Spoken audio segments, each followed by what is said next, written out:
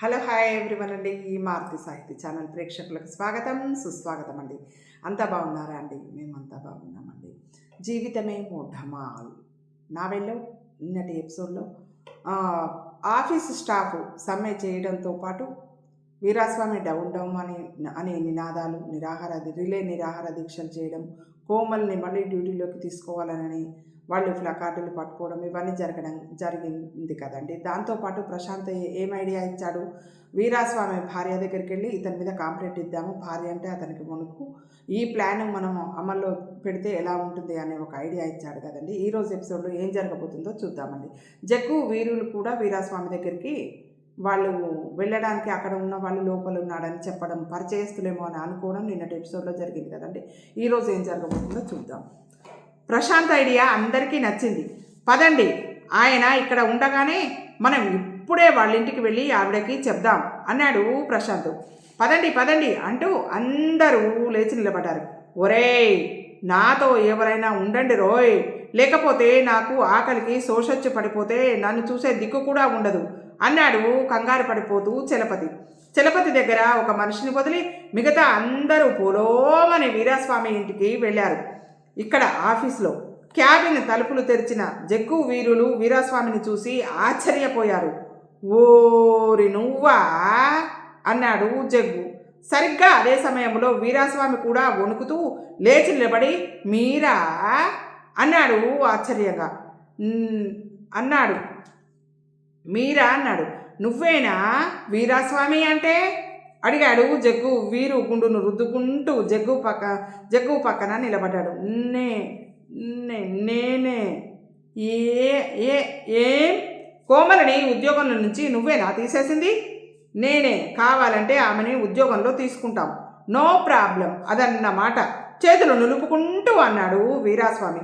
అసలు ఆమెని ఉద్యోగంలోంచి ఎందుకు తీసేశావు? ముందు ఆ విషయం చెప్పు క్రూరంగా చూస్తూ అడిగాడు అతను. అంటే మరేమో ఆమె సరిగ్గా పనిచేసేది కాదన్నమాట భయపడుతూ అన్నాడు. ఏం, నువ్వు సరిగ్గా పనిచేస్తావా? ఫాట్మని వీరాస్వామికి డిప్పకాయ కొట్టాడు అతను. ఇక్కడ కూర్చుని నువ్వు ఊరికే జీతం తీసుకోవటం లేదు అంటూ వీరు చెడీల్మని జల్లకాయ ఇచ్చాడు. అవును నిజమే, అతను చెప్పింది నిజమే అదన్నమాట బుర్రకాయ రుద్దుకుంటూ అన్నాడు వీరాస్వామి.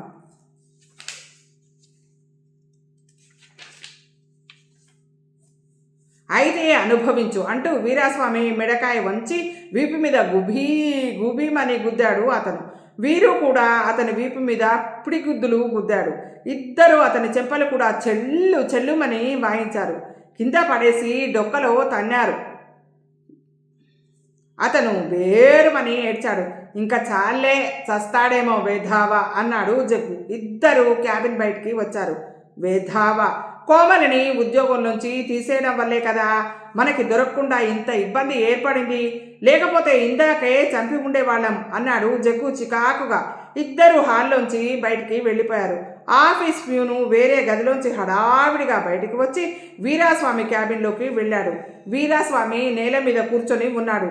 ఏంటి సార్, ఇక్కడ ఏవేవో శబ్దాలు, మూలుగులు, ఏడుపులు వినిపించాయి, అయినా మీరేంటి సార్ ఇలా నీళ్ళ మీద కూర్చొని ఉన్నారు ఆశ్చర్యంగా అడిగాడు ఫ్యూన్. వీరాస్వామికి మండిపోయింది. నా క్యాబిన్లోంచి ఏ రకమైన శబ్దం వచ్చినా నీకే కావాలా? గావుకెక్క పెడుతూ అరిచాడు వీరాస్వామి.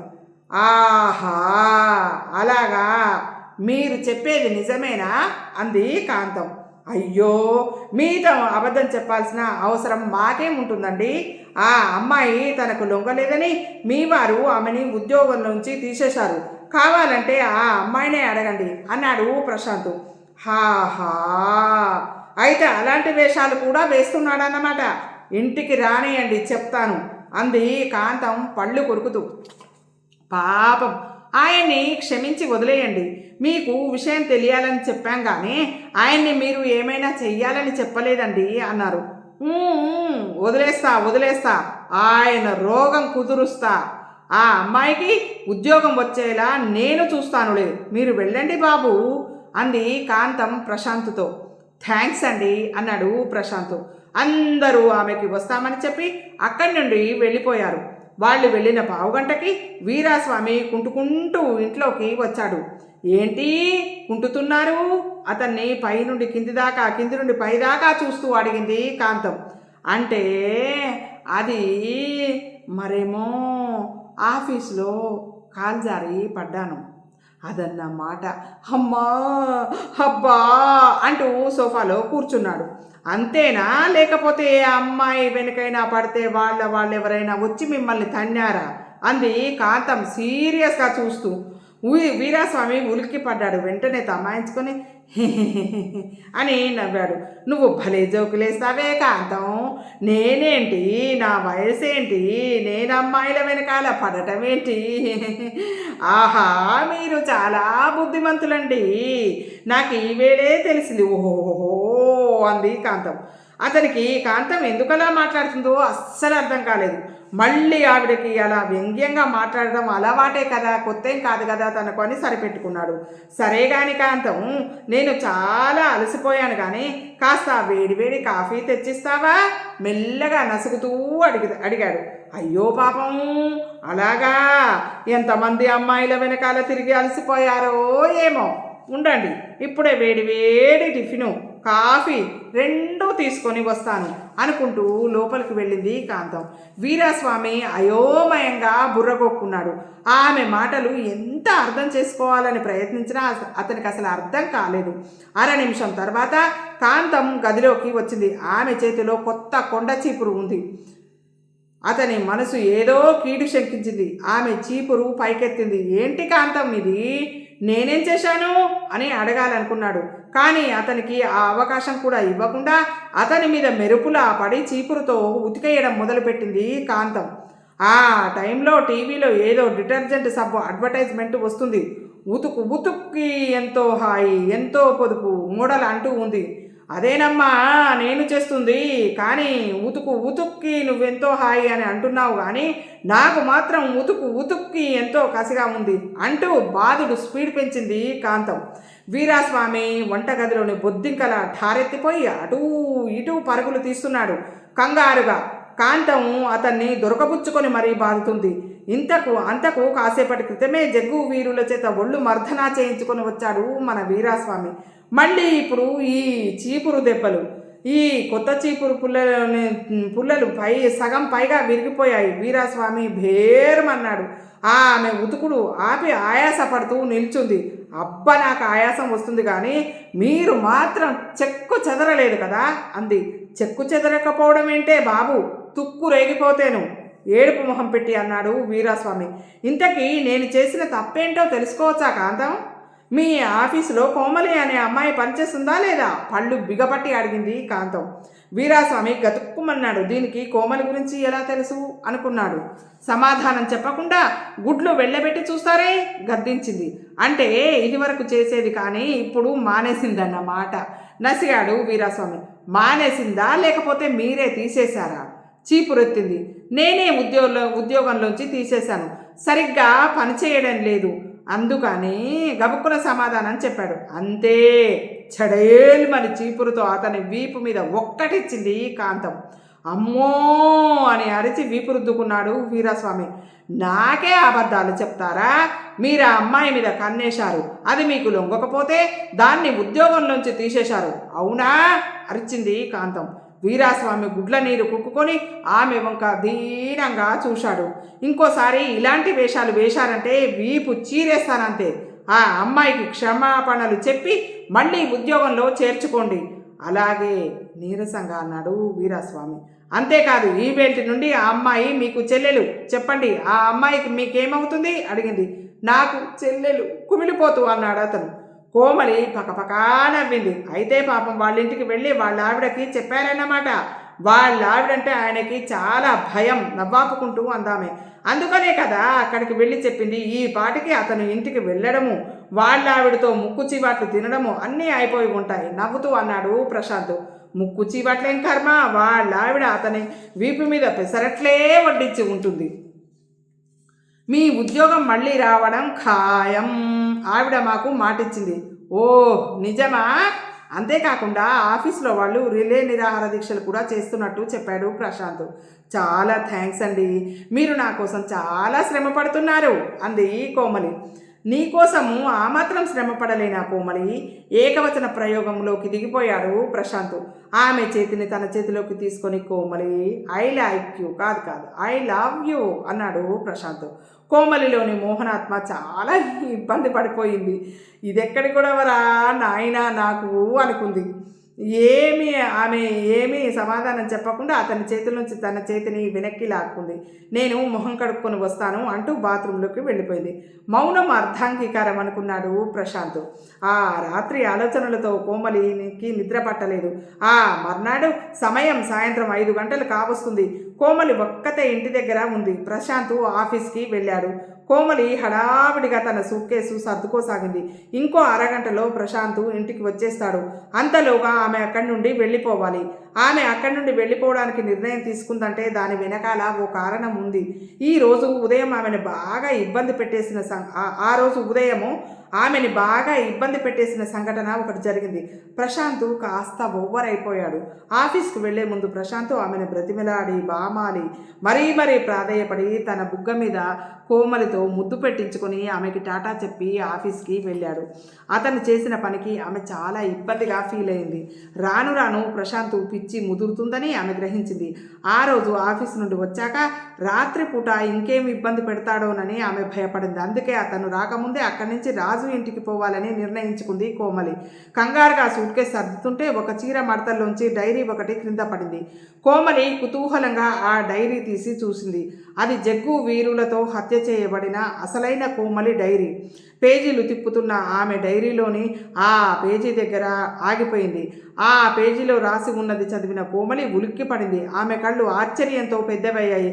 గబగబా మరికొన్ని పేజీలు తిప్పి చూసింది. Oh my god! అప్రయత్నంగా ఆమె నోటి వెంట వెలువడింది ఈ వాక్యం.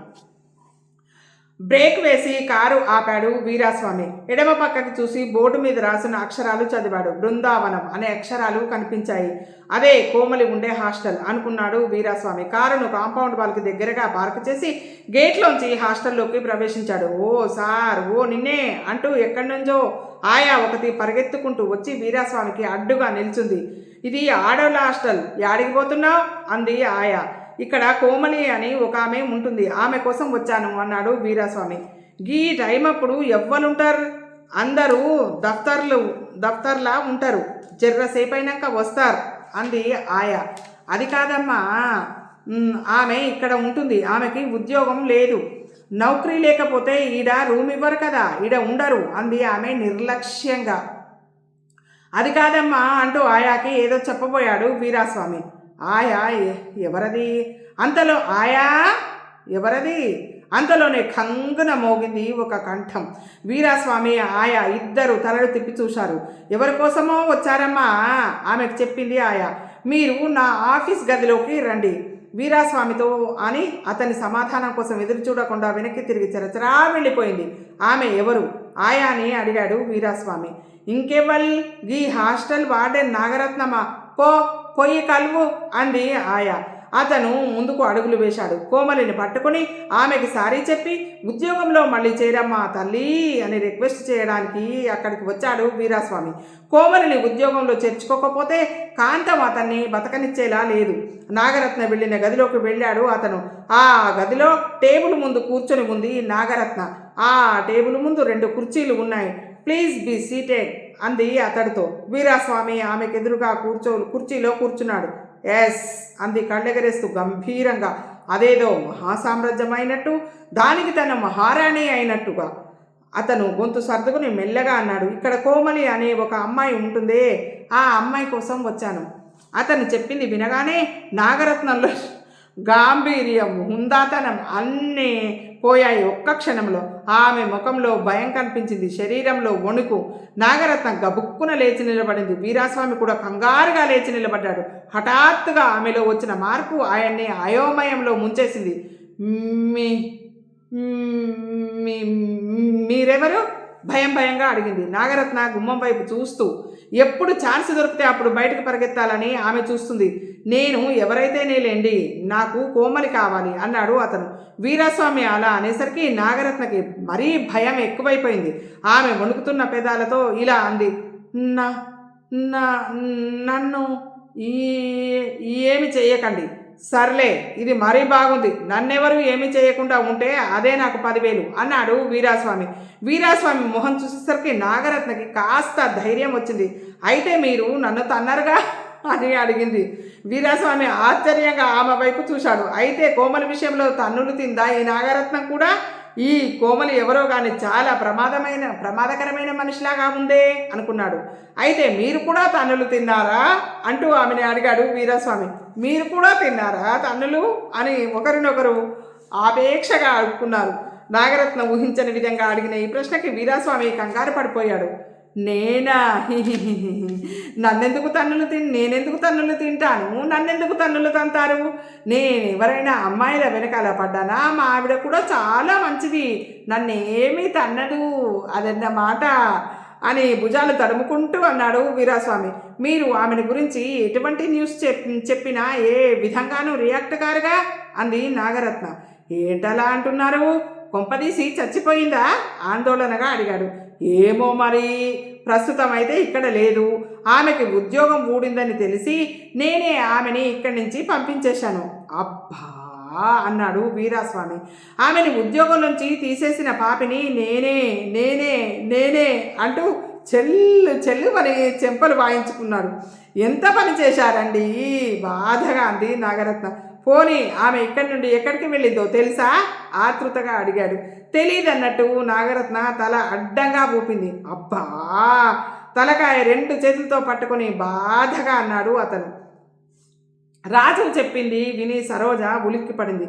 ఏంటండి మీరు చెప్తున్నది నిజమేనా? కోమలి మీ ఇంటికి రాలేదా కంగారుగా అడిగింది సరోజ. లేదండి, సరోజకి కంగారు పుట్టింది. అయ్యయ్యో ఇప్పుడు ఎలా బాధపడుతుందో అంది సరోజ. అసలు సంగతి ఏమిటండి అడిగాడు రాజు. కోమలి ఉద్యోగం పోవడం, ఆమెని హాస్టల్ నుండి వార్డెన్ పంపించేయడం, కోమలి తనకి రాజు అడ్రస్ ఇచ్చి అక్కడికి వెళ్తున్నట్టు చెప్పడం, తర్వాత రాత్రిపూట 2 గుండాలు గదిలోకి వచ్చి ఆమె గురించి వాకప్ చేసి సరోజని కత్తులతో బెదిరించి కోమలి ఇచ్చిన రాజు అడ్రస్ కనుక్కొని వెళ్ళిపోవడం అంతా రాజుకు చెప్పింది సరోజ. ఆ గూండాలు కోమలికి ఏ విధమైన అపకారం తలపెట్టారేమోనని నాకు భయంగా ఉందండి అంది సరోజ. మా ఇంటికి కాకుండా ఆమె వేరే ఎవరింటికైనా వెళ్ళే అవకాశం ఉందా అడిగాడు రాజు. నాకు తెలిసి ఆమెకు అంత మంచి ఫ్రెండ్స్ ఎవరు లేరండి. దయచేసి ఆమెను ఎలాగైనా మీరే ట్రేస్ చేసి పట్టుకోవాలి. ఆమె గురించి మీకు ఏ విధమైన వివరాలు తెలిసినా మీరు నాకు ఫోన్ చేసి చెప్పండి, లేకపోతే నాకు చాలా కంగారుగా ఉంటుంది అని చెప్పి రాజుకి తన office phone number, hostel phone number ఇచ్చి వెళ్ళిపోయింది ఆమె. ఆమె అలా వెళ్ళిందో లేదో కోమలి ఇలా ఆటోలో సూట్ కేసుతో సహా దిగింది. హమ్మయ్యా వచ్చావా, నువ్వు క్షేమమే కదా అన్నాడు అతను ఆమెతో ఆతృతగా. ఏంటి ఎందుకలా కంగారు పడుతున్నావు అడిగింది ఆమె సూట్ కేసు కింద పెడుతూ. కంగారు పడక, ఇప్పుడే 2 నిమిషాల క్రితం హాస్టల్లో నీ రూమ్మేట్ అట సరోజ అనే అమ్మాయి వచ్చింది అంటూ జరిగిన సంగతి చెప్పాడు. ఓహో, అయితే వాళ్ళు నీ అడ్రస్ సరోజ దగ్గర తీసుకొని వచ్చారన్నమాట అంది ఆమె. ఎవరు వాళ్ళు? నీకోసం ఎందుకు వెతుకుతున్నారు? వాళ్ళెవరో నా కోసం ఎందుకు వచ్చారో నాకు ఇప్పుడే తెలిసింది. అలాంటి గుండాలు నీకోసం ఎందుకు వెతుకుతున్నారు అడిగాడు అతను. అతని కంఠస్వరంలో ఆందోళన. ఆ విషయం తర్వాత చెప్తాను, ముందు ఈ విషయం చెప్పు. మొన్న రాత్రి నువ్వు ఎక్కడికి వెళ్ళావు నిలదీసి అడిగింది ఆమె. ఏంటి నువ్వు వచ్చావా? ఆ రోజు నాకు పార్టీ ఉంది. రాత్రి 12 అయింది ఇంటికి వచ్చేసరికి. నేను హాస్టల్ నుండి డైరెక్ట్గా ఇక్కడికి వచ్చాను. తలుపు తాళం వేసి ఉంటే నువ్వు వచ్చేదాకా వెయిట్ చేద్దామని మెట్ల మీద కూర్చున్నాను. ఈలోగా సరోజ దగ్గర నీ అడ్రస్ తీసుకున్న హంతకులు ఇక్కడికి వచ్చి కత్తులతో నన్ను వెంట తరిమారు. వాళ్ళు చేతికి దొరికి ఉంటే నన్ను చంపేసి ఉండేవారు అంది. అప్పుడు నువ్వేం చేశావో త్వరగా చెప్పు కంగారు పడుతూ అడిగాడు అతను. ఏముంది, వాళ్ళకి చిక్కకుండా పరుగు తీశాను, 7 అడుగుల గోడ దూకి పారిపోయాను అంది ఆమె. అప్పుడు వెళ్ళిన దానివి ఇప్పటిదాకా ఏం చేశావు? వాళ్ళ నుండి తప్పించుకొని మా ఆఫీస్లో పనిచేసే ప్రశాంత్ అనే అతని ఇంటికి వెళ్ళి ఇప్పటిదాకా అక్కడే ఉండి వచ్చాను. అవును, ఆ గూండాలు నిన్నెందుకు చంపాలని అనుకుంటున్నారు? ఈరోజు సూట్ కేసులో బట్టలు సర్దుతుంటే చీర మడతల్లో ఆమె డైరీ దొరికింది. ఆమె మామూలుగా చావలేదు, హత్య చేయబడింది. నాకు ఇప్పుడిప్పుడే జ్ఞాపకం వస్తుంది. నేను కోమలి శరీరంలోకి ప్రవేశించే ముందు ఆమె శరీరం రక్తంలో తడిచి ఉంది. ఆమెని వీళ్ళిద్దరే చంపి ఉంటారు. ఈ విషయాలన్నీ నీకెలా తెలుసు? కోమలి డైరీ చదివితే నాకు అర్థమైంది. నీకు గుర్తుందా, 2 వారాల క్రితం ఒక హత్య జరిగింది. ఆ హత్యను తన కళ్ళారా తను చూసినట్టు తెలుసుకున్న గూండాలు తనని చంపాలని ప్రయత్నిస్తే తను తప్పించుకున్నట్టు ఆమె డైరీలో ఆమె వర్ణించిన దాన్ని బట్టి చూస్తే ఆ హంతకులు ఖచ్చితంగా వీళ్ళే. ఒకడికి దుబ్బ జుట్టు, ఇంకొకడికి గుండు. ఇంకా నేను అనుకోవడం ఏంటంటే వీళ్ళు కోమలిని చంపేశారు. తర్వాత కోమలి శరీరంలో నేను ప్రవేశించాను.